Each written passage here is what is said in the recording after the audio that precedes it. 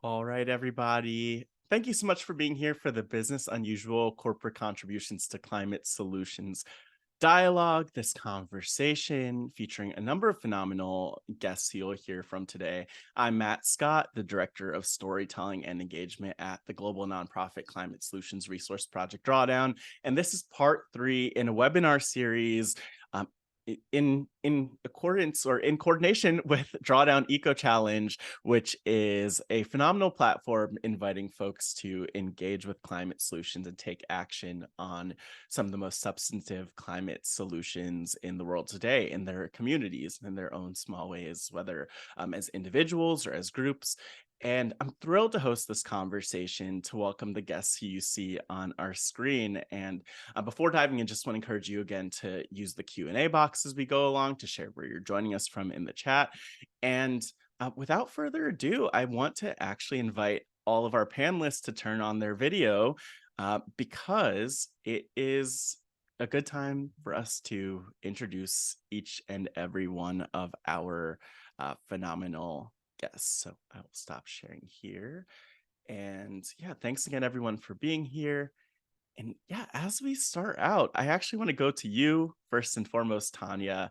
And more officially, I should say, as we introduce each of these guests, I'm going to put links to some of their work in the chat. But first and foremost, Tonya Hicks, CEO of Power Solutions, founder of Women Do Everything. Could you share who you are and, in short, why it is that you do the work that you do? Hello, everyone. Like you said, I'm Tonya Hicks. I'm the president and CEO of Power Solutions and the founding principal of Women Do Everything. I am an electrical contractor. We specialize in renewable energy, building automation, and why do I do what I do? Oh, and I also say with Power Solutions, with Women Do Everything, I'm sorry, we help women get into male-dominated industries to help them make more money. And energy is one of them. Electrification is also another. And that's what we specialize in. The reason I do what I do, I made a personal commitment to work on the world's most critical problems. And that's how I tailored what my company does.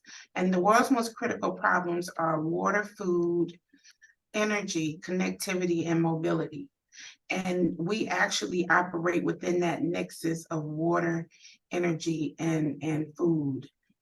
If people knew how closely related power and water is, they would change the way they waste water. And just over the years, I've been in business 23 years. I founded Power Solutions in 2000. Just over the years, from clients, seeing how people move and operate and how we are, losing our resources. And it's just a lot. When you're part of this work, you really, really take it to heart and you want to share it with anyone you can. And, we need to improve our world today to take advantage, to help our kids in the future and to raise our kids in a more sustainably conscious, environmental, sustainable, conscious way. And so that's why I do what I do. Thank you so much, Tonya, for that introduction. I should also mention that Tonya, as well as the next guest I will introduce, are two folks that at Project Drawdown we've been able to feature in our main storytelling initiative, Drawdown's Neighborhood, which is a climate solutions short documentary series. So check out Tanya's episode and also check out the episode of this next guest, Bob Blake, who's the CEO of Solar Bear and the executive director of Native Son Community Power Development. Bob, do you want to introduce yourself and, again, in short, why it is that you do the work that you do? Yeah, miigwech, Matt. Anin Buju, everyone. I just said hello to you in my language, the Ojibwe language. I'm a tribal citizen of the Red Lake Nation. Am also the owner of Solar Bear, executive director of Native Son, and then of course I also do a lot of things like serve on various boards, both nationally and locally. And I guess The next part of the question was, why do I do what I do, or why did I get involved in this? And Mhm. real quickly, and that, it was just kind of a situation where my brother passed away, and I became a surrogate father to his kids. And I was just kind of looking at them, and I'm not a parent, so this kind of like protective feeling came over me, and I just thought to myself, what can I do for these kids in their future? And I thought to myself, oh, I'll just solve the climate crisis for them. I'll do them a solid. Not really knowing that this is a very big problem.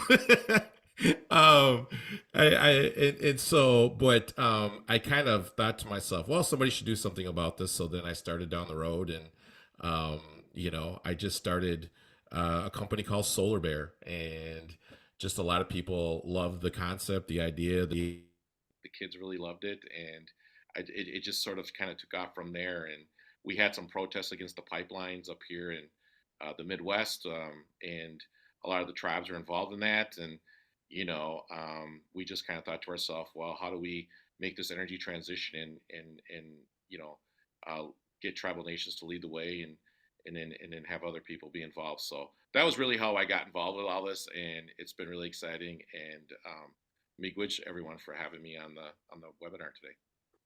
Yeah, thank you so much, Bob, for sharing. And one thing I just want to say that I really appreciate about all of you, and we're going to hear from more of you in a second with Kristin up next, is just that there is a diversity of ways that you all are leveraging business and like the power of business to do the work that you're doing, and to make an impact when it comes to climate and climate solutions.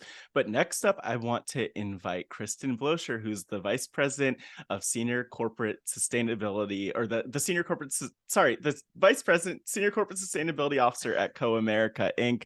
But Kristin, do you want to go ahead and share who you are and, in short, why it is that you do the work that you do?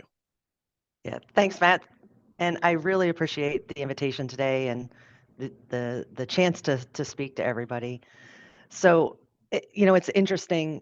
I think we all come at the space from a different perspective, and we've kind of come into our roles in different ways too. I say that I'm an environmental scientist that infiltrated the banking industry. I am not a banker. Um, and I think that kind of came from a passion for the environment when I was very young. My dad was an earth science teacher, got me interested in soils and kind of how water moved through soils, and or went to college and got a soil science degree. My first role outside of college was working for the U.S. Department of Agriculture and helping farmers keep erosion from happening so they could keep the soil quality up and where it was needed. Worked on wetland investigations. So I've always kind of had this like broader environment focus, but I'm not sure that at that time I really was thinking about the climate aspect of it. And now that I'm kind of in more of the sustainability role and have been since 2011, you really start seeing, and Tonya, mentioned this, the connection to like energy and water, and it's that connection to all aspects of the environment and how it has impact to the climate and emissions and the like. So I think I didn't think that I would end up in the banking industry, but it's been a really great experience. Being that internal change champion, trying to kind of further our work internal to the bank. So nobody ever believes that I'm not actually a banker, but I'm not. Well, I think that's powerful, and I want to point out a theme that I'm seeing from even what we've heard so far before we get to Kevin, of just the different stories that inspire us, the people that inspire us. Family has come up a lot in each of your different examples too, and I think it's just a good reminder that each person has a different entry point to this work, which brings me to Kevin Holdsworth, who is joining us here, lead client partner at Pinterest. Kevin, Do you want to share who you are and, in short, why it is that you do the work that you do? I love these stories. Sure, happy to. First of all, thank you so much for this invitation. I love the fact that I love this whole idea of the Eco Challenge, and I salute everyone who's on the call for getting involved in such an important issue that obviously we're all very passionate about. For me, so I, Kristin, your comments really resonate with me because I feel like, so I work in the advertising side of Pinterest, which means that I work with clients. Pinterest is a place that people go for inspiration. And, for me, I work on the CPG side. So, I work with like these beverage companies and how to show up on the platform and be inspiring and beautiful. And there's so much creativity and just so much energy in this industry. And it's like, when I think of, Pinterest reaches about 500 million people every month. And yet when I think of climate, I feel like climate change and climate advocacy is a topic that a lot of people either don't know how to engage with, or they don't know what to do, how to take action. And so, like Kristin said, I feel like I'm kind of this climate advocate, like taking the shape of an advertising executive, but it's something where like I really believe in the need for media companies like Pinterest and other companies to just like help people how they can get involved, inspire them to make an impact on climate, on this important issue. Because for me, I think like what sparked a lot of my interest in climate was travel. I was in Australia when they had the horrible wildfires a few years ago. I've been in a glacier that will not exist in 50 years. And it's just something where when you see that kind of change happening in our lifetime, it's just, there's that urgency of taking action. So again, like so great to hear everyone else's stories and just so excited to, about so many participants in this challenge. It's really, really cool. Thank you so much, Kevin, adding your perspective to the conversation. And last but not least, I want to introduce Ayana Bodhi, Senior Associate of Drawdown Labs at Project Drawdown. I lead our Drawdown Stories work, and Ayana is part of leading our Drawdown Labs work. But Ayana, do you just want to introduce yourself and share why it is that you do the work that you do also? And maybe even just as you introduce yourself, a little context on what it is that you do.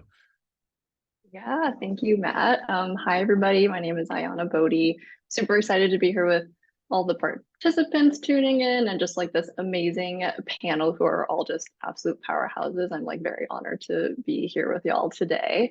As Matt mentioned, I'm a senior associate with Drawdown Labs. Drawdown Labs is the private sector testing ground of Project Drawdown. So what that means is that I get to work with about 20 different companies within our business coalition, with Pinterest being one of them. I get to work with Kevin quite a bit, luckily. And I basically work with businesses to help them reach a much higher standard of corporate climate action.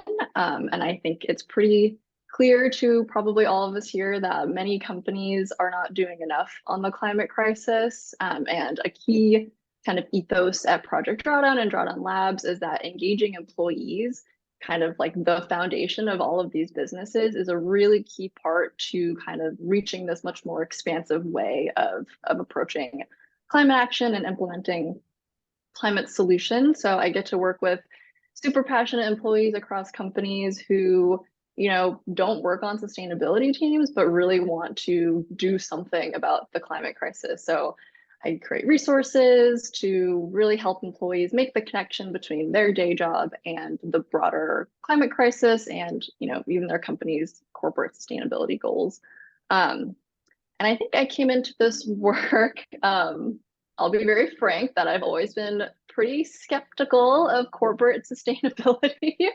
But that being said, I also understand that businesses are like a major societal actor and they have a lot of power and influence. And so I just feel fortunate to kind of help move the needle a little bit on that. And Matt mentioned family and a couple other people mentioned family earlier, that I'm definitely inspired by my grandma, who definitely would never call herself an environmentalist, but she just knew so much about her natural surroundings. And I think that's definitely where I just got my interest in the natural world in general, and hopefully can kind of use use that to propel action by businesses and other influential actors. Yeah, super excited to be here today.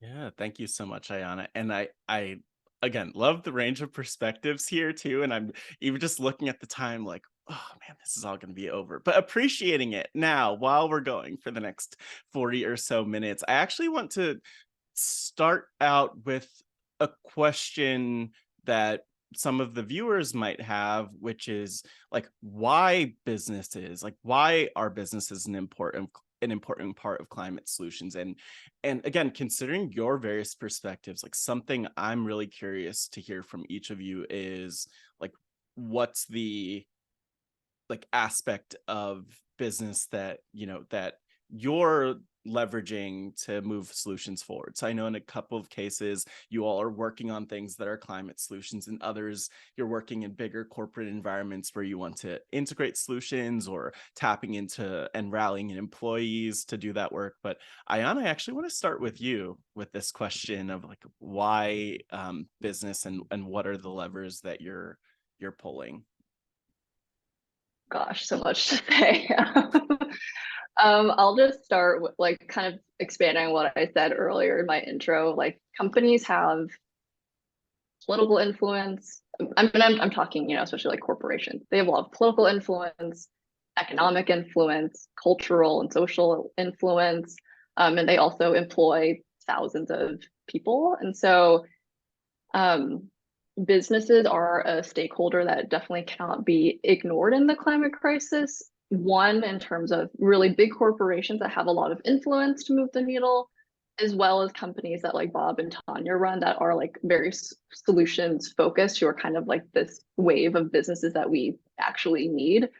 And so I think especially large companies, they don't just have an opportunity to take climate action, but really they have like an obligation to take climate action.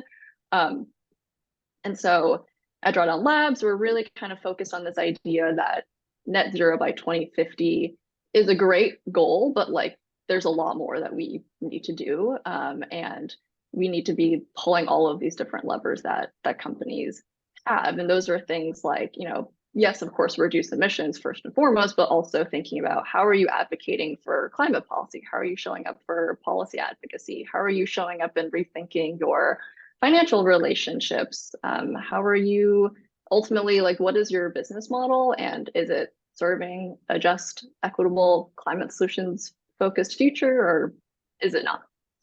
And so, yeah, wow, there's so much to say on this question, but Yeah, I know. I'll just go back to the employee piece of it. Employees, I think especially now, have such a hunger, or just people in general have such a hunger for climate action, but the vast majority of people in this world do not work on a corporate sustainability team, right? So how do we kind of harness like the passion and the expertise of these people who work on different teams, like Kevin, who works in ad sales? How can we leverage his expertise in that, as well as just as a person who is a part of this larger organization? How do we leverage their knowledge and their influence within their organization to push their organization further on climate action, as well as make those connections? I think a lot of people I've come across say, oh, I'm not on a sustainability team, so I'm not really quite sure like how I can contribute to climate action within the context of my company. And that's my favorite thing for people to say, because there are so many connections. Like, just some examples, if you work in HR, you have a lot of say over employee benefits and incentives. You might have a lot of say around like, what are the retirement plans that your employees have the option of choosing? Is there a climate friendly retirement plan? If you work in government affairs, you can maybe start tracking like local and state level climate change policies that your company might want to be advocating for. So there's just a lot of connections, and I think businesses as actors, as the institution, have a lot of influence, but then employees also have a lot of influence to push these actors from the inside. I'll stop there. No, I think that's powerful. And I actually do want to bounce either to Bob or to Tonya with this conversation too, because I think so much of what you said, Ayana, sums up like the power of some of these larger actors, these larger organizations too, and then people within the various roles. But I also think it's interesting, like looking at your work, Bob, for example, or even your work, Tonya, where it does function. You are entrepreneurs, but also your work functions in this bigger like ecosystem to move change forward and to change things within your state, within your communities, and so on and so forth. But Bob, I just kind of wanted to see from your perspective, like why business matters in this climate conversation and how you're pulling those levers. Yeah, absolutely, Matt. Great question. I mean, when growing up, my older brothers and uncles and would teach me how to work on cars, and they would tell me the way that you take it apart is the way that you put it back together. And so I'm thinking about like our system, our capitalism economic system, has kind of been a part of this this problem that we're now facing, which is the climate crisis, right?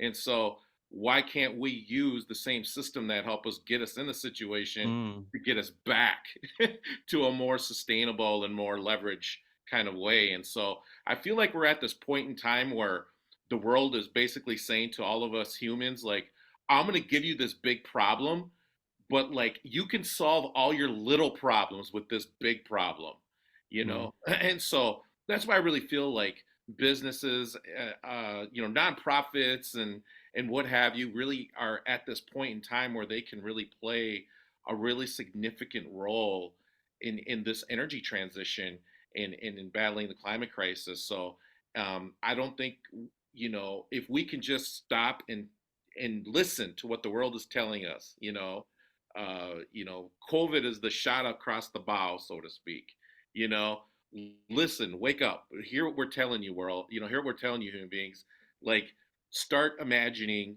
a new way forward, and that's going to take business.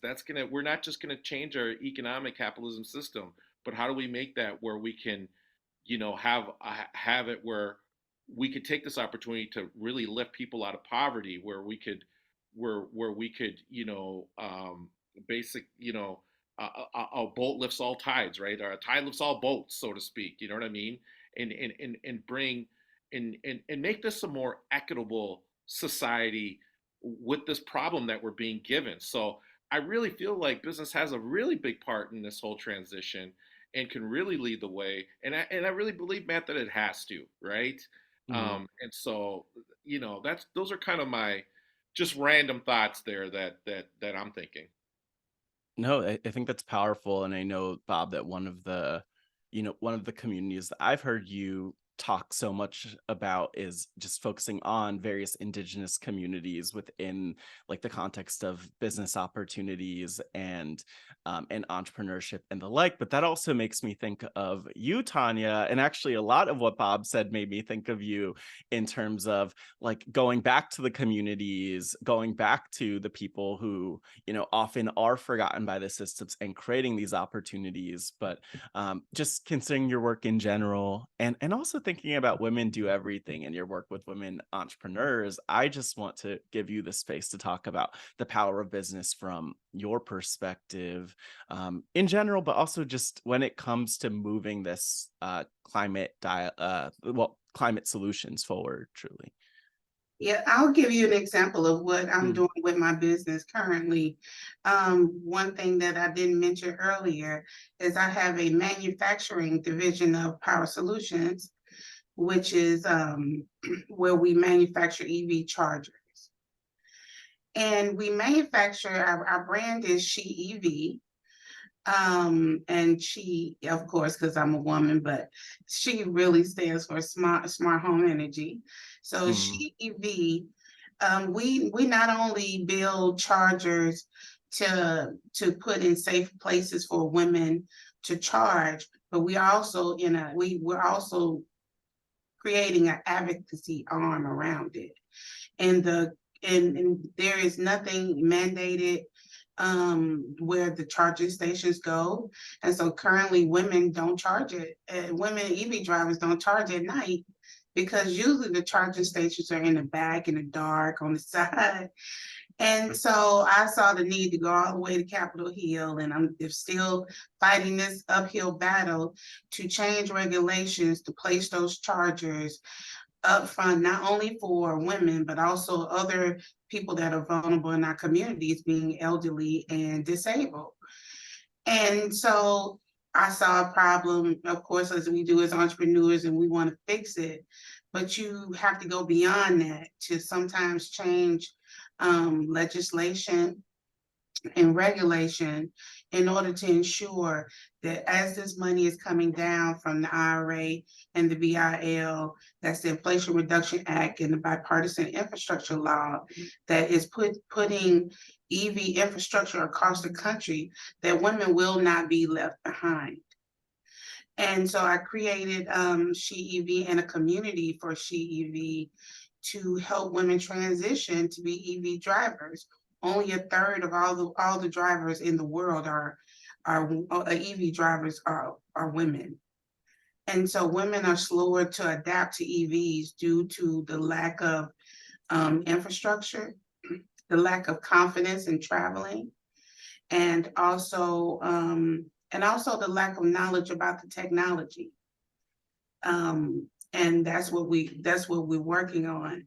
And so, as many people know, combustible engines will not be manufactured after 2035 here in the United States. And we need to think about everyone during this time of building this infrastructure for clean energy. So that's what I'm doing to kind of build this movement, not only to increase the number of women that are driving EVs, but to also make it safe for them. Wow. And, I really love everything you just said, Tonya, but I especially love that looking at the chat, someone's in the chat mentioning, like, we love She EV here in Atlanta. And someone else said, like, you make a great point because that safety concern has been something that they've thought about. So it even just is interesting to think of the power of bringing in so many different perspectives, especially in spaces that haven't had that diversity of perspective. One thing I would do before also just inviting Kevin or Kristin to weigh in on the power of business, if there's anything else you want to share there and how you're leveraging it, when it comes to climate. I just want to invite folks again to submit questions in the Q&A box and not in the chat. And we will get to some of those as we go along. But yeah, Kristin, go for it. Yeah, so I have agreed with a lot that has been said already on the topic. Obviously, businesses can have had and have had a very large impact on the climate, but they're also integral to creating and implementing the solutions that are going to be needed to address. Tonya talked about some of the government regulation and the drivers there that are going to help from that side, but really it is going to be business that needs to take the reins. This is not an advertisement for Project Drawdown, but I've over the years kind of looked at your resources, and I really appreciated the Project Drawdown by sector solutions. What kind of made me think more about it is that, for every solution that you guys provide, there's a lot of businesses behind those solutions, the businesses that have created the solutions that are going to manufacture and implement, and then those that are purchasing those solutions to implement into their businesses. And I think where we sit in the financial services industry is, like, obviously we are in a position to provide the financing needed to support the companies that are leading on the climate solutions. We're also positioned to help the larger customer base to help them transition to a greener economy. So, helping customers to reduce their climate impacts, to be more climate resilient. Those are all, things that we need to be looking at in the financial services industry. Yeah, one thing I want to pivot to, one, Kevin, just want to give you space for anything you have in mind and responses there also. But one question that I think a lot of folks have, and I'm seeing a bit of this in one of the questions in the Q&A, is just around how to engage employees, and maybe more broadly, it's a conversation about how do we get people on board with this climate thing when not everyone has the same level of interest or understanding or concern. But Kevin, one, just want to give you the space to weigh in generally with whatever you had in mind, but also to talk about ways that you at Pinterest are engaging employees, because I know that there's some big stuff that you've done that's moved the needle for sure. Well, you were kind of there from the beginning. So I wanted to agree with what everyone said about the businesses being part of the climate ecosystem, because also businesses are being impacted by climate catastrophes. And I just did an internal presentation to some of our stakeholders at Pinterest, and in the 1980s, there were about $3 billion weather catastrophes per year. Now in 2023, there have been $23 billion disasters, and the fluctuations that we're now seeing in climate is affecting agriculture, it's affecting travel and tourism, it's affecting so many parts of our economy. So it really is mission critical for businesses to care about this. What we are doing, one of the things, part of my sort of origin story of getting into climate was, in addition to believing just that advertising and marketing, to Bob's point, is a mechanism within business that can accelerate climate solutions. What we did, or what I did, is start just talking to people internally, and we created an employee group called Pin Planet. And what was amazing was just that initial spark of just starting to talk to people and getting interesting, like, this is just something I care about. And what about you? And starting to connect with people within our org, in the business side and outside of it. And the more that started to steamroll, we just started to engage with like-minded people who were equally passionate.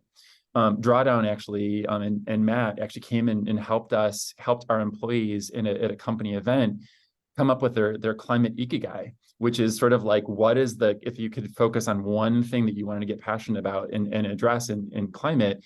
And it was so engaging. It was such an amazing event. And that was really what sparked, now we have over 400 members of Pin Planet, which is the resource group that we lead. What we are now doing is a two-pronged strategy. So one of them is focused on just drawing down our own emissions as a company. But what's really exciting is, again, we're a media company. And so we're trying to give voice to organizations like Drawdown, like Rewiring America, like influencers and creators who have something to say on sustainability and climate and can inspire people with our massive reach. And so, I think that what we've created at Pin Planet is a brand, so that now people know, it's like we have a seat at the table. And we're part of discussions, we're part of teams, and we're creating those connections of, this is how climate is affecting all of the parts of our business, and why people should care. So, I'm excited to hear other people's response to that. Well, actually, one follow-up question I have for you, Kevin, based on something in the chat, is what's the power of that, or so far, because it's a continual journey and a process to build capacity in employees and build interest in employees, but what success or power have you seen in that so far? Because I'm sure some people have hesitations around attempting to make such a massive change, but we all know that changes toward more sustainable or climate friendly options are better for business, they're better for our communities, they're better for the employees also. And so I just wanted to give you the space to share what that's been like, almost building a movement among the employees that you work with. And I'm also very curious what this looks like just in a similar way with Kristin, but I want to give you that space first, Kevin. Yeah, for sure. It's really interesting. One of the earlier learnings that we came upon as an ERG is that is that everyone who wants to engage on the topic of climate has a different audience that they're trying to reach. So so one of the things that we did at the very beginning when we first started onboarding people and getting people involved was to say, are you interested in bringing climate and sustainability into the culture of Pinterest? Are you interested in reaching employees with events and Earth Month, activities and that kind of thing? Or are you interested in pinners and reaching people who use the platform and using that mass audience? Or maybe it's even those advertising partners as well. Like, are you interested in like cool marketing ideas so that people can, we can really use Pinterest scale to help brands show up authentically. And we just did a session around greenwashing, around how to show up authentically so that people aren't creating confusion about what their climate and sustainability goals are. So that was one of the earliest kind of learnings, is just that like everyone wants to get involved in a different way and to maybe a different audience. But the great thing, and going back to the role of business, is that in all of those buckets or all of those kind of approaches or strategies, you can reach more than just like an individual person. It's like we're reaching people at scale. And so as long as we do that authentically and let people get involved however they want to be involved, it's really amazing, because people are so just pumped up about how they can show up for their specific strategies. Thank you so much. And Kristin, I see you off mute too, just giving you the space to jump into. Yeah, thanks. I think I have a similar kind of experience to Kevin, in that knowing that our colleagues are coming at it from different perspectives too. I've been involved in our sustainability engagement program going back to 2009, even before I was in my sustainability role.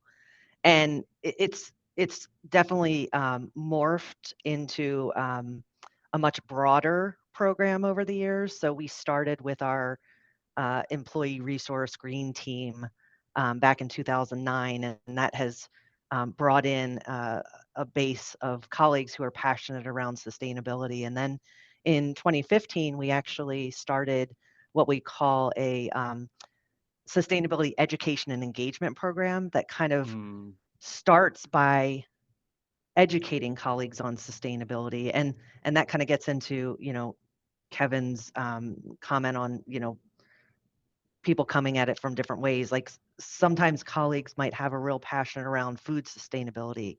Somebody else might come at it from recycling. But as long as we can get them in the door and they can kind of see a broader view of sustainability, like we've gotten such great feedback on our program, because people are learning that sustainability is broader than just reducing paper or recycling, which are, still important.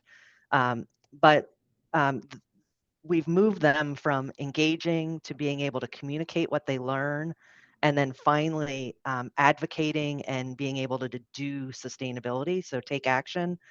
I really appreciated the phrase that Project Drawdown's been using about every job can be a climate job, because we do recognize that businesses are made up of individuals. And in most businesses, there's only a couple of us that are in a pure sustainability role. So we can't do it on our own. And we don't know everybody's processes and procedures and where inefficiencies lie to, make paper processes, less paper intensive, or, where there might be inefficient irrigation at a building. And so being able to kind of get more colleagues into the program, however they get here. We currently have 12% of our employees, so almost 1,000 of our colleagues that have joined the program since 2017. And, this program kind of builds on, giving people a lot of opportunities to learn and take action. And that's where I think ecochallenge.org has been really helpful to us. Like we participate in 2 eco challenges a year, for 7 years, I guess now. We do some of their discussion courses, so bringing colleagues together to learn about a lot of different sustainability topics. This has been, really helpful, not only to my department, because we are creating these change champions to tell us when something, some other actions need to be taken, or recommendation, others providing recommendations. So It's been really helpful to engage our colleagues on sustainability. Yeah, and actually, Kristin, you started to get to something that I think is really helpful. And we haven't gotten a ton of questions about this specifically in the Q&A, but I know that each of these webinars, people are looking for like tangible recommendations or resources. So you mentioned ecochallenge.org as an example, but of course, whether you are someone who's within a business or within a larger corporation, I should say, or within any entity where your role might not be a climate role, but where you want to move things forward, or whether you're like an entrepreneur or someone who's sort of building your own climate solutions ship, so to speak, with the organization that you have. Like, I am so curious to hear from all of you with different resources that that you might recommend either to employees or corporations to either get started on or continue their climate solutions journey. I don't know if anyone wants to jump in and sort of weigh in on that first and foremost. Ayana, yeah. I can just quickly jump in and plug a Project Drawdown resource. We have these resources called job function action guides, which basically are just lists of actions, climate actions you can take in a specific role. So we have them for 7 of the most common corporate professions. So those are things like marketing, HR, government affairs, legal, procurement, sales. So definitely encourage folks to check that out and kind of just get some inspiration and just kind of see how expansive climate action can be within the workplace. And then another resource I'll plug is our good friends at the organization Climate Voice recently just released a report on for employee advocates, for employees who are looking to, how do I push the needle internally in my organization to get my company to do better on climate? They just released a really awesome guide on kind of the step-by-step of how to be an employee advocate. So I'd encourage folks to check that out. I like this, and I appreciate those resources. I also just will say I appreciate all of the different references and appreciation for Project Drawdown and the work that the team does. There's so much happening. I wasn't expecting so much of it, but I think that's great for us and our team to hear too. But yeah, I mean, on the my mind is also going to the entrepreneurs or the people who might not be within organizations already, but who want to make this positive impact. And Tonya Hicks, my mind goes to you. Like, again, I always think of Women Do Everything, but in general, what resources you might, or what resources you might recommend or share with folks who do just want to start this journey of, I mean, more broadly, yes, doing something about climate solutions, but just starting their own business and their platform to make that impact. One in particular is rewiringamerica.com.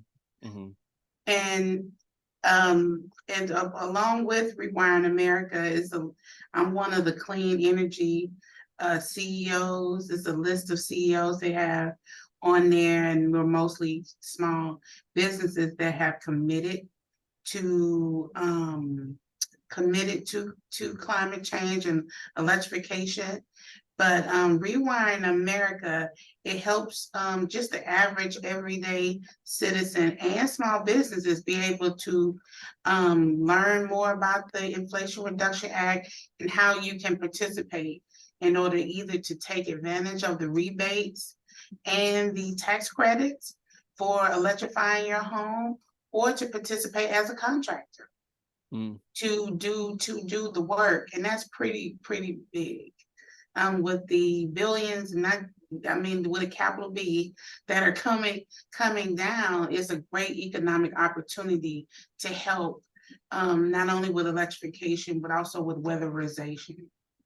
Yeah, that's powerful. And yeah, I think one thing I appreciate about that is that also is, one of the ways of addressing or breaking down barriers that different groups have, especially just thinking of traditionally historically marginalized groups have to connecting with these resources, because oftentimes that has been, a black box, so to speak, or something that, people can't figure out how to find the resources or get started on their journey.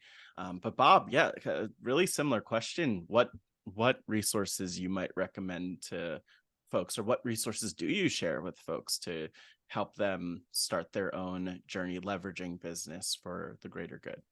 Yeah, I want to kind of go off of your last question too, Matt, Yes. was, like how can entrepreneurs, kind of, excel in this space? And, I think about human beings and how we want to always be a part of something bigger than ourselves. We're gravitated towards that type of, kind of mission, kind of cause. And, I think as entrepreneurs, we have this really incredible space right now where, the good draws to the good, right? And the work that we're Mm, doing, that we can draw other folks and other individuals, that want to be a part of something bigger than themselves.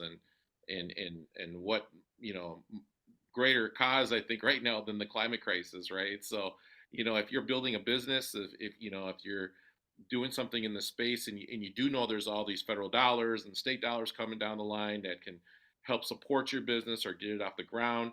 I mean, I really feel like this is one of the better times, or one of the best times to be in the space to really do this work, because I think you are going to draw those individuals that, really, have purpose, behind that cause and that work and that job.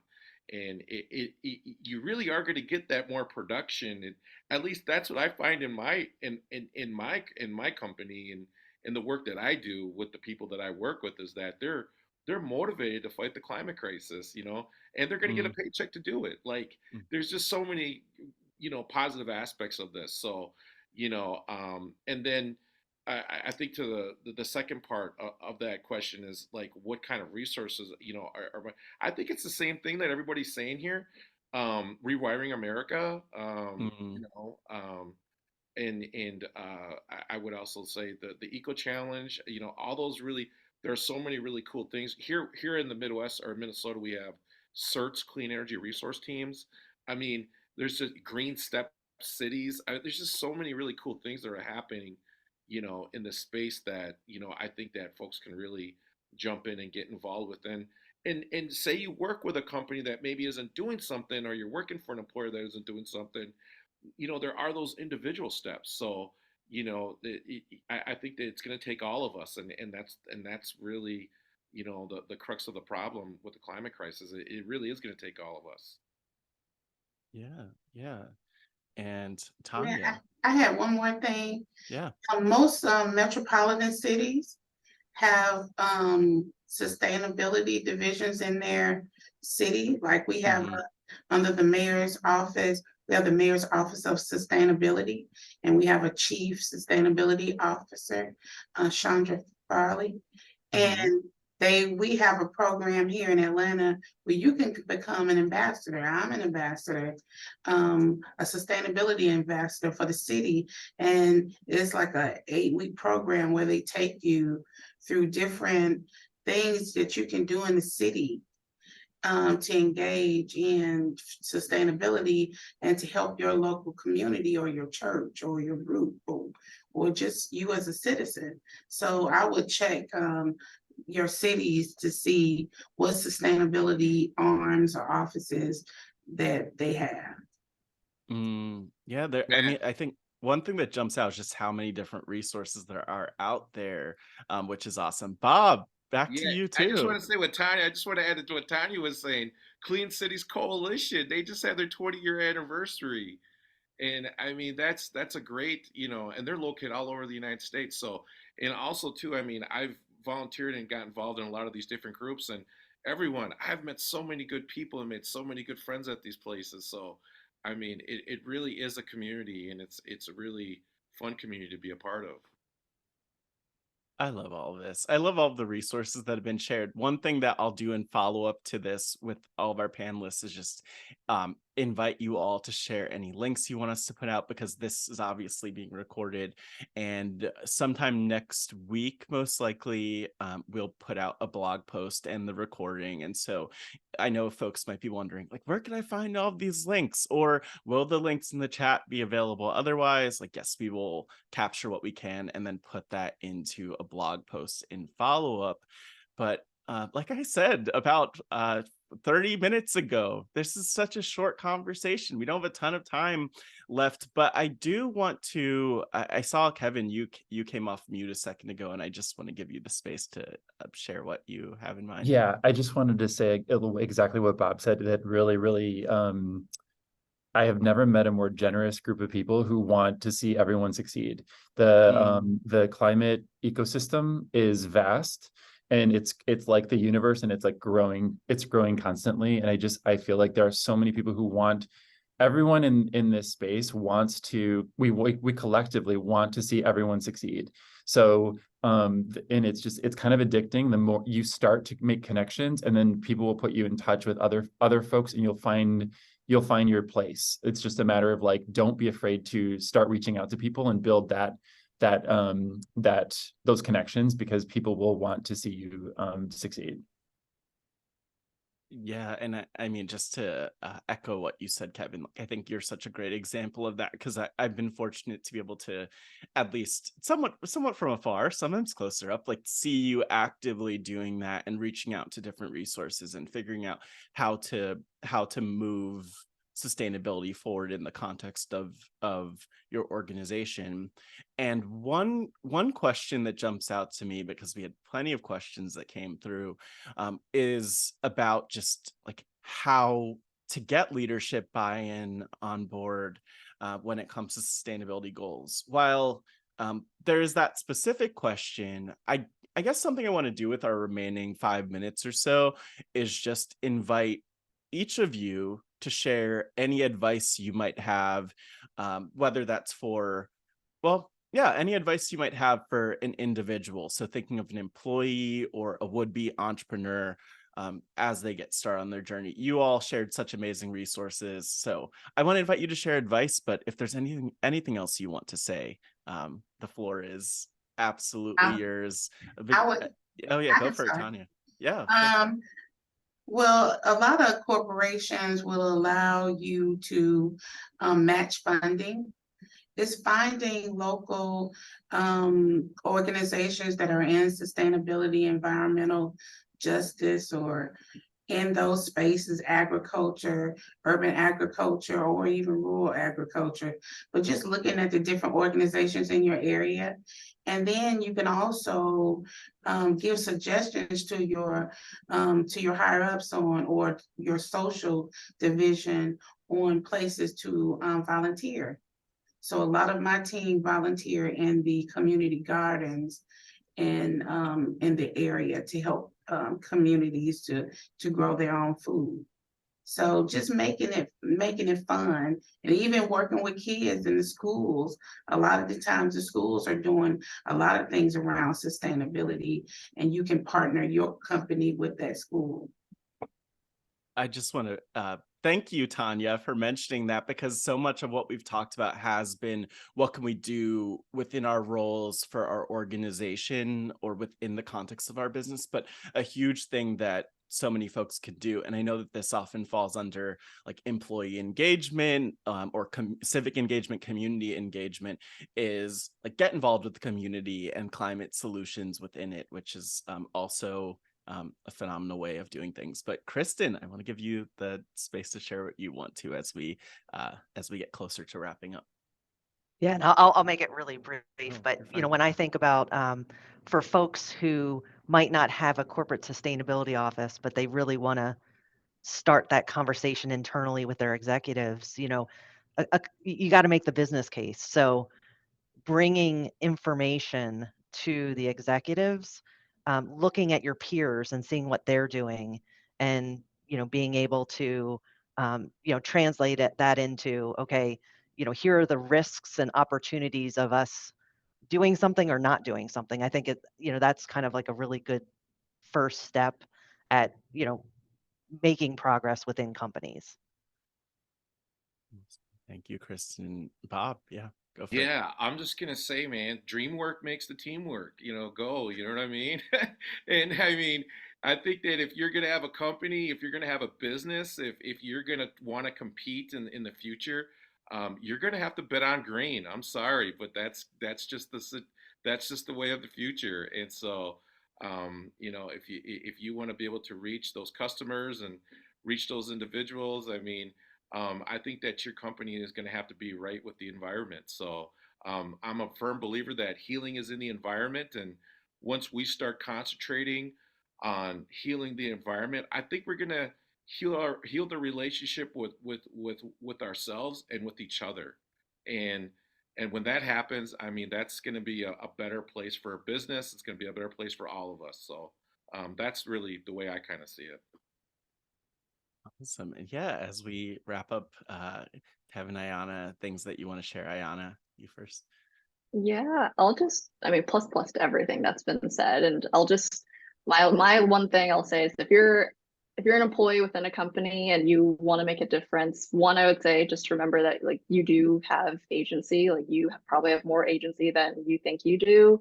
And also obviously there are, kind of what Bob just said, there's power in numbers, right? And we have to work collectively for this. And so, find your people, join a green group, and just figure out like how can you make a ruckus within your company a little bit with your peers who are also looking to make change. And the last thing I'll say, more of a piece of practical advice, if your company has a corporate sustainability plan or goal or target, get super familiar with that, because then it's going to make making the business case when you go to leadership, if you have an idea, if you can say, hey, this action will help us achieve this public commitment that we made, I would definitely recommend doing that. Kevin, we landed on you as maybe for the any final piece of advice, if there's anything you want to share. Like a lot of what I was going to say is already been said. I would just also say create belonging by really like once we created a name for ourselves as Pin Planet, everyone were like, oh, I'm a member of Pin Planet. And so I feel like creating kind of like a name and like creating a feeling of community of like who you are and what you stand for. Make an annual plan of like whatever you want to accomplish. Start small. And then also be forgiving of people's bandwidth, because one of the things that we've experienced as an ERG is that sometimes people commit and then something happens and they're not able to commit anymore and they feel guilty and then they drop, and then because they don't want to show their faces anymore, it's like just let people know we recognize that this is not their day job. And so I think like just being forgiving for people and not, this is something that we're all doing it because we're passionate about it. So just like a couple of other thoughts. Yeah, like and just showing up and doing something is what's meaningful, and things do get in the way at times, but yeah, it's important that we do what we can. And I think as we've discussed, just there's so many ways that business could be a lever to do that. I want to thank you all for your time for this conversation, and want to thank everyone for tuning in and just staying tuned into the conversation. And I should say, if folks want to learn more about Project Drawdown, or donate to Project Drawdown, support the work that we do, you could go to drawdown.org. If you want to learn more about Ecochallenge, which doesn't only function in the Drawdown Ecochallenge month, you could go to ecochallenge.org, or I also dropped this into the chat, but drawdown.ecochallenge.org. Again, the recording of this will be available. A blog post with some of the key takeaways will be available. I think that I've mentioned pretty much everything I'm supposed to at the end of this conversation, but just want to thank you all for being here and for being part of this, and also just to let us know, before I close the webinar, I'll have this window open, but if there are other topics that that attendees might want us to touch on in this vein or otherwise, drop them in the chat and we'll take a look. And again, we will follow up and post a blog post that includes a bunch of the links that we mentioned, people's LinkedIn profiles and all. But thank you all so much for your time today, panelists and attendees alike.